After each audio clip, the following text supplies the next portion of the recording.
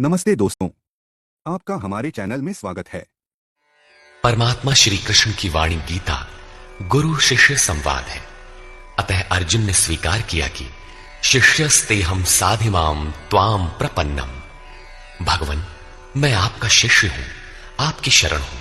मुझे वो उपदेश दीजिए जिससे मैं परम श्रेय को प्राप्त हो जाऊं। अतः उस परम गुरु के चरणों में गीता आरंभ करने से पूर्व ये स्तुति गुरु वंदना प्रस्तुत की जा रही है। ओम श्री सद्गुरुदेव भगवान की जय।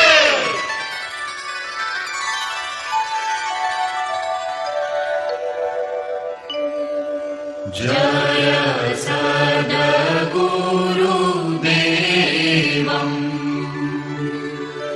परमानन्दम्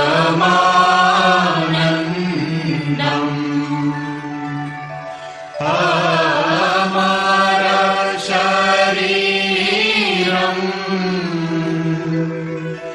अविकारी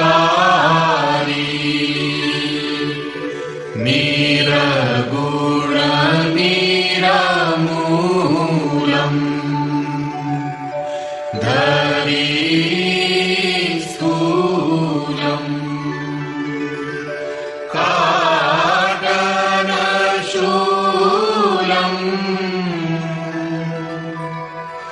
भवभारी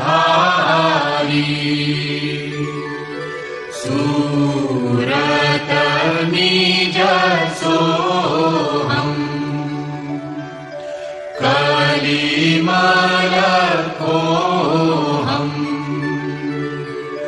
जनमन मोहन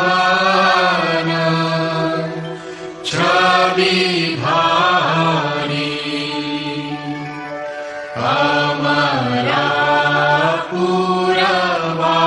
अमरापुरवासी सब सुख राशि सदा एक रस निर्विकारी अनुभव गंभीरा मति के धीरा अलख फकीरा अवतारी योगी अद्वैष्टा त्रिकालद्रष्टा केवल पद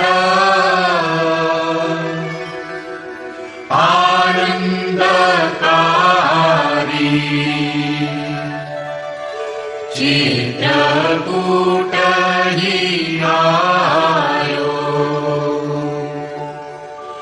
अद्वैत लखायो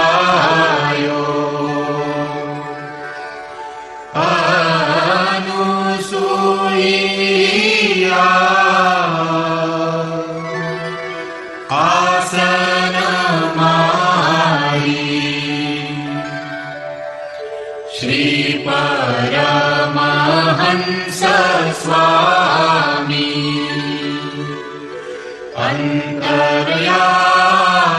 अंतर्यामी है बड़नामी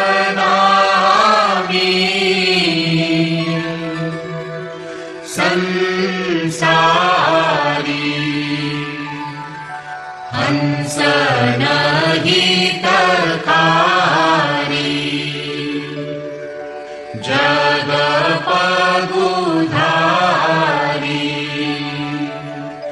गर्व प्रहारी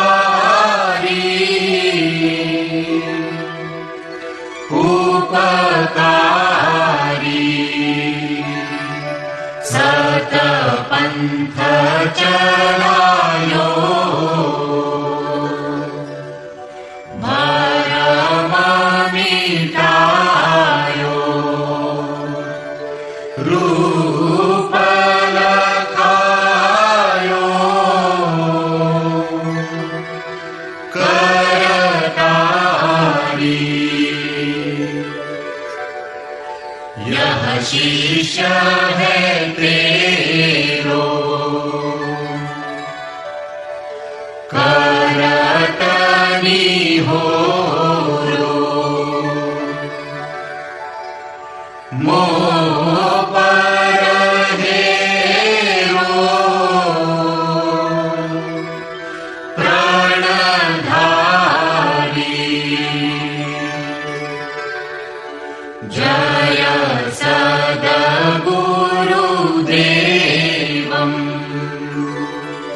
परमानन्दम्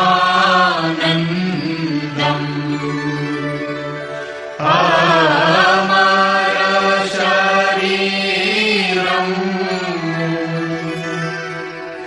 अविकारी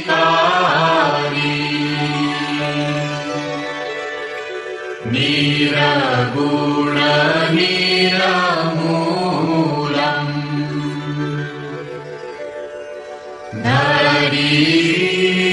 स्थूलम् काटलशूलम्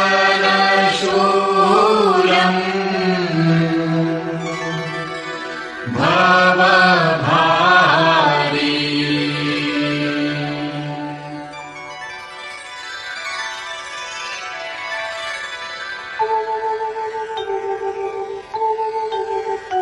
ओम जय गुरुदेव जय गुरुदेव जय गुरुदेव जय गुरुदेव ओम जय गुरुदेव जय गुरुदेव जय गुरुदेव जय गुरुदेव ओम जय गुरुदेव जय गुरुदेव जय गुरुदेव जय गुरुदेव।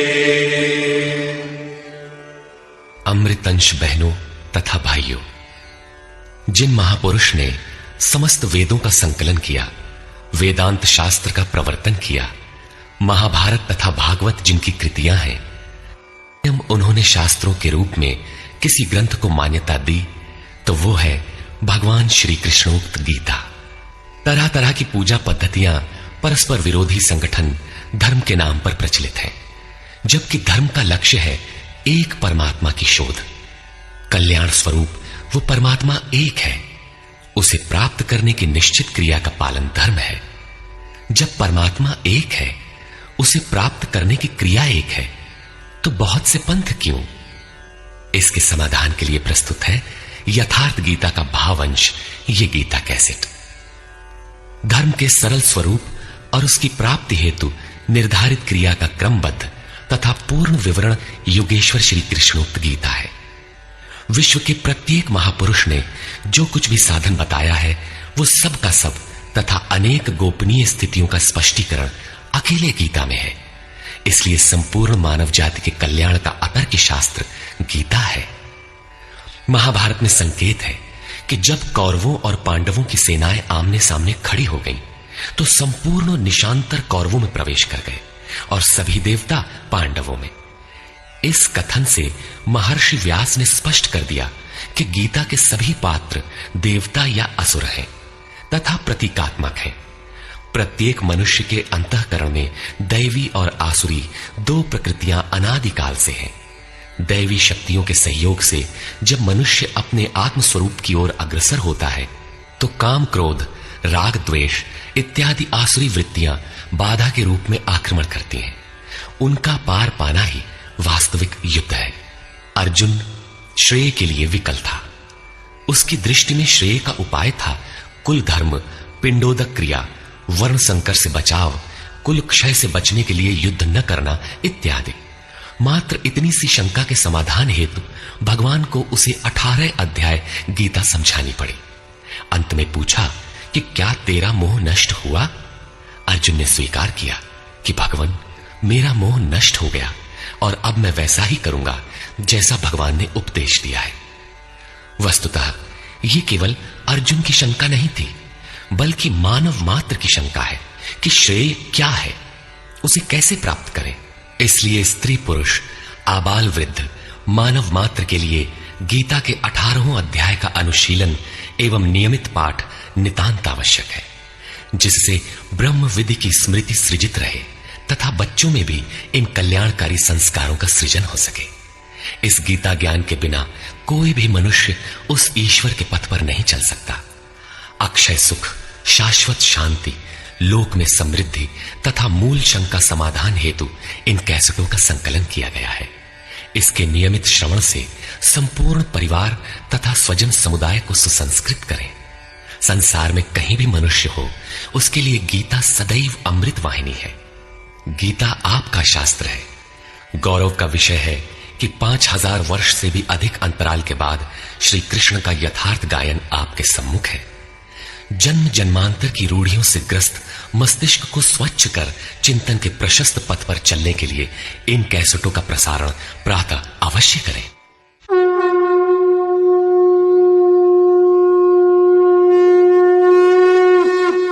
ओम श्री परमात्मने नमः। यथार्थ गीता श्रीमद् भगवत गीता अथ प्रथमो अध्यायः।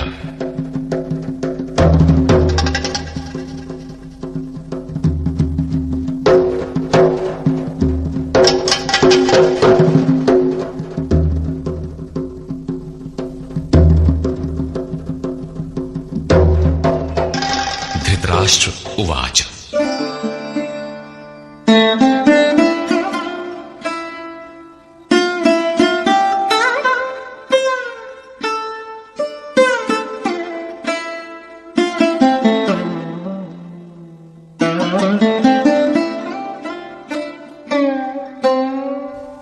धर्मक्षेत्रे कुरुक्षेत्रे समवेता युयुत्सवः मामकाः पांडवाश्चैव किमकुर्वत संजय।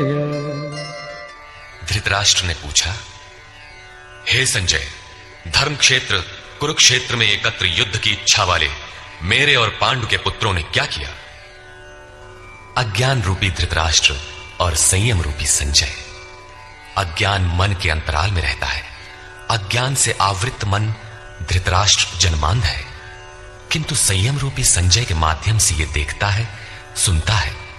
वो समझता है कि परमात्मा ही सत्य है। फिर भी जब तक इससे उत्पन्न मोह रूपी दुर्योधन जीवित है, इसकी दृष्टि सदैव कौरवों पर रहती है, विकारों पर ही रहती है। धर्म एक क्षेत्र है। जब हृदय देश में दैवी संपत्ति का बाहुल्य होता है तो यह शरीर धर्म क्षेत्र बन जाता है, और जब इसमें आसुरी संपत्ति का बाहुल्य होता है तो यह शरीर कुरुक्षेत्र बन जाता है। कुरु अर्थात करो। यह शब्द आदेशात्मक है। भगवान श्री कृष्ण कहते हैं, प्रकृति से उत्पन्न तीनों गुणों द्वारा परवश होकर मनुष्य कर्म करता है। वो क्षण मात्र भी कर्म किए बिना नहीं रह सकता, गुण उससे करा लेते हैं। तीनों गुण मनुष्य को देवता से कीट पर्यंत शरीरों में ही बांधते हैं। जब तक प्रकृति और प्रकृति से उत्पन्न गुण जीवित हैं, तब तक कुरु लगा रहेगा। अतः जन्म मृत्यु वाला क्षेत्र, विकारों वाला क्षेत्र कुरुक्षेत्र है, और परम धर्म परमात्मा में प्रवेश दिलाने वाली पुण्यमयी प्रवृत्तियों का क्षेत्र धर्म क्षेत्र है। पुरातत्वविद पंजाब में काशी प्रयाग के मध्य तथा अनेकानेक स्थलों पर कुरुक्षेत्र की शोध में लगे हैं, किंतु गीताकार ने स्वयं बताया है कि जिस क्षेत्र में यह युद्ध हुआ वो कहां है। इदम शरीरम कौन्तेय क्षेत्र मित्यभिधीयते। अर्जुन, ये शरीर ही क्षेत्र है, और जो इसको जानता है, इसका पार पा लेता है, वो क्षेत्रज्ञ है। आगे इन्होंने क्षेत्र का विस्तार बताया, जिसमें 10 इंद्रियां, मन, बुद्धि, अहंकार, 5 विकार और 3 गुणों का वर्णन है। शरीर ही क्षेत्र है। एक अखाड़ा है। इसमें लड़ने वाली प्रवृत्तियां 2 हैं, दैवी संपद और आसुरी संपद। पांडु की संतान और धृतराष्ट्र की संतान सजातीय और विजातीय प्रवृत्तियां। अनुभवी महापुरुष की शरण जाने पर इन दोनों प्रवृत्तियों में संघर्ष का सूत्रपात होता है। यह क्षेत्र क्षेत्रज्ञ का संघर्ष है, और यही वास्तविक युद्ध है। विश्व युद्धों से इतिहास भरा पड़ा है, किंतु उनमें जीतने वालों को भी शाश्वत विजय नहीं मिलती। ये तो आपसी बदले हैं। प्रकृति का सर्वथा शमन करके प्रकृति से परे की सत्ता का दिग्दर्शन करना और उसमें प्रवेश पाना ही वास्तविक विजय है। यही एक ऐसी विजय है जिसके पीछे हार नहीं है। यही मुक्ति है जिसके पीछे जन्म मृत्यु का बंधन नहीं है। इस प्रकार अज्ञान से आच्छादित प्रत्येक मन संयम के द्वारा जानता है कि क्षेत्र क्षेत्रज्ञ के युद्ध में क्या हुआ। अब जैसा जिसके संयम का उत्थान है, वैसे वैसे उसे दृष्टि आती जाएगी। संजय उवाच। दृष्ट्वा तु पाण्डवानीकम् व्यूढम् दुर्योधनस्तदा आचार्यमुपसंगम्य राजा वचनमब्रवीत्। उस समय राजा दुर्योधन ने व्यूह रचना युक्त पांडवों की सेना को देखकर द्रोणाचार्य के पास जाकर यह वचन कहा। द्वैत के आचरण ही द्रोणाचार्य हैं। जब जानकारी हो जाती है कि हम परमात्मा से अलग हो गए हैं, वहां उसकी प्राप्ति के लिए तड़प पैदा हो जाती है। तभी हम गुरु की तलाश में निकलते हैं।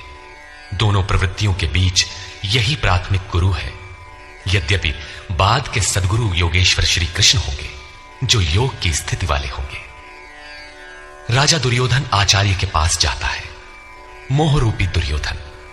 मोह संपूर्ण व्याधियों का मूल है। राजा है। दुर्योधन दुर अर्थात दूषित, योधन अर्थात वह धन। आत्मिक संपत्ति ही स्थिर संपत्ति है। उसमें जो दोष उत्पन्न करता है वो है मोह। यह प्रकृति की ओर खींचता है और वास्तविक जानकारी के लिए प्रेरणा भी प्रदान करता है। मोह है तभी तक पूछने का प्रश्न भी है, अन्यथा सभी पूर्ण ही हैं। अतः व्यूह रचना युक्त पांडवों की सेना को देखकर, अर्थात पुण्य से प्रवाहित सजातीय वृत्तियों को संगठित देखकर, मोह रूपी दुर्योधन ने गुरु द्रोण के पास जाकर यह कहा। पश्यैतां पाण्डुपुत्राणाम् आचार्य महतीं चमू व्यूढां द्रुपदपुत्रेण तव शिष्येण धीमता। हे आचार्य, आपके बुद्धिमान शिष्य द्रुपद पुत्र धृष्टद्युम्न द्वारा व्यूहाकार खड़ी की हुई पांडु पुत्रों की इस भारी सेना को देखिए। शाश्वत अचल पद में आस्था रखने वाला दृढ़ मन ही धृष्टद्युम्न है। यही पुण्यमयी प्रवृत्तियों का नायक है। साधन कठिन न मन कर टेका। साधन कठिन नहीं, मन की दृढ़ता कठिन होनी चाहिए। अब देखें सेना का विस्तार। अत्र शूरा महेश्वासा भीमार्जुन समायुधि युयुधानो विराटश्च द्रुपदश्च महारथः। इस सेना में महेश्वासा, महान ईश में वास दिलाने वाले भाव रूपी भीम, अनुराग रूपी अर्जुन के समान बहुत से शूरवीर, जैसे सात्विकता रूपी सात्यकी, विराट, सर्वत्र ईश्वरीय प्रवाह की धारणा, महारथी राजा द्रुपद अर्थात अचल स्थिति, तथा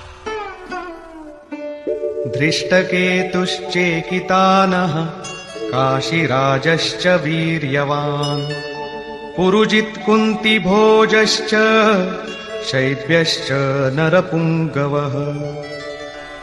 धृष्टकेतु दृढ़ कर्तव्य, चेकितानः जहां भी जाए वहां से चित्त को खींचकर इष्ट में स्थिर करना, काशीराजः काया रूपी काशी में ही वो साम्राज्य है, पुरुजित स्थूल सूक्ष्म और कारण शरीरों पर विजय दिलाने वाला पुरुजित, कुंती भोजः कर्तव्य से भव पर विजय, नरों में श्रेष्ठ शैव्य अर्थात सत्य व्यवहार। युधामन्युश्च विक्रान्तः उत्तमौजाश्च वीर्यवान् सौभद्रो द्रौपदेयाश्च सर्व एव महारथाः। और पराक्रमी युधामन्यु, युद्ध के अनुरूप मन की धारणा, उत्तमौजाह शुभ की मस्ती, सुभद्रा पुत्र अभिमन्यु। जब शुभ आधार आ जाता है तो मन भय से रहित हो जाता है। ऐसा शुभ आधार से उत्पन्न अभय मन, ध्यान रूपी द्रौपदी के पांचों पुत्र, वात्सल्य, लावण्य, सौम्यता, स्थिरता, सहृदयता, सब के सब महारथी है। साधन पथ पर संपूर्ण योग्यता के साथ चलने की क्षमताएं हैं। इस प्रकार दुर्योधन ने पांडव पक्ष के 15-20 नाम गिनाए, जो दैवी संपद के महत्वपूर्ण अंग हैं। विजातीय प्रवृत्ति का राजा होते हुए भी मोह ही सजातीय प्रवृत्तियों को समझने के लिए बाध्य करता है। दुर्योधन अपना पक्ष संक्षेप में कहता है। यदि कोई बाह्य युद्ध होता तो अपनी फौज बढ़ा चढ़ा कर गिनाता। विकार कम गिनाए गए क्योंकि उन पर विजय पाना है। वे नाशवान हैं। केवल 5-7 विकार बताए गए जिनके अंतराल में संपूर्ण बहिर्मुखी प्रवृत्ति विद्यमान है। जैसे अस्माकं तु विशिष्टाये तान्निबोध द्विजोत्तम नायका मम सैन्यस्य संज्ञार्थं तान् ब्रवीमि ते। द्विजोत्तम, हमारे पक्ष में जो जो प्रधान हैं उन्हें भी आप समझ लें। आपको जानने के लिए मेरी सेना के जो नायक हैं उनको कहता हूं। बाह्य युद्ध में सेनापति के लिए द्विजोत्तम संबोधन असामयिक है। वस्तुतः गीता अंतःकरण की 2 प्रवृत्तियों का संघर्ष है जिसमें द्वैत का आचरण ही द्रोण है। जब तक हम लेश मात्र भी आराध्य से अलग हैं तब तक प्रकृति विद्यमान है, द्वैत बना है। इस द्वि पर जय पाने की प्रेरणा प्रथम गुरु द्रोणाचार्य से मिलती है। अधूरी शिक्षा ही पूर्ण जानकारी के लिए प्रेरणा प्रदान करती है। वो पूजा स्थली नहीं, वहां शौर्य सूचक संबोधन होना चाहिए। विजातीय प्रवृत्ति के नायक कौन कौन हैं? भवान् भीष्मश्च कर्णश्च कृपश्च समितिञ्जयः अश्वत्थामा विकर्णश्च सौमदत्तिस्तथैव च। एक तो स्वयं आप द्वैत के आचरण रूपी द्रोणाचार्य हैं। भ्रम रूपी पितामह भीष्म है।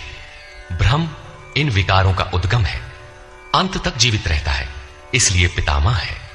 समूची सेना मर गई, ये जीवित था। शरशैया पर अचेत था, फिर भी जीवित था। ये है भ्रम रूपी भीष्म। भ्रम अंत तक रहता है। इसी प्रकार विजातीय कर्म रूपी कर्ण तथा संग्राम विजयी कृपाचार्य है। साधनावस्था में साधक द्वारा कृपा का आचरण ही कृपाचार्य है। भगवान कृपाधाम है और प्राप्ति के पश्चात संत का भी वही स्वरूप है। किंतु साधन काल में जब तक हम अलग हैं, परमात्मा अलग है। विजातीय प्रवृत्ति जीवित है, मोहमय घिराव है। ऐसी परिस्थिति में साधक यदि कृपा का आचरण करता है तो वो नष्ट हो जाता है। सीता ने दया की तो कुछ काल लंका में प्रायश्चित करना पड़ा। विश्वामित्र दयार्द्र हुए, पतित होना पड़ा। योग सूत्रकार महर्षि पतंजलि भी यही कहते हैं, ते समाधा वुपसर्गा व्युत्थाने सिद्धयः। व्युत्थान काल में सिद्धियां प्रकट होती हैं। वे वास्तव में सिद्धियां हैं, किंतु कैवल्य प्राप्ति के लिए उतनी ही बड़ी विघ्न है जितने काम, क्रोध, लोभ, मोह इत्यादि। गोस्वामी तुलसीदास का भी यही निर्णय है। माया अनेक विघ्न करती है, रिद्धियां प्रदान करती है, यहां तक कि सिद्ध बना देती है। ऐसी अवस्था वाला साधक बगल से निकल भर जाए, मरणासन रोगी भी जी उठेगा। वो भले ठीक हो जाए, किंतु साधक उसे अपनी देन मान बैठे तो नष्ट हो जाएगा। एक रोगी के स्थान पर हजारों रोगी घेर लेंगे। भजन चिंतन का क्रम अवरुद्ध हो जाएगा और उधर बहकते बहकते प्रकृति का बाहुल्य हो जाएगा।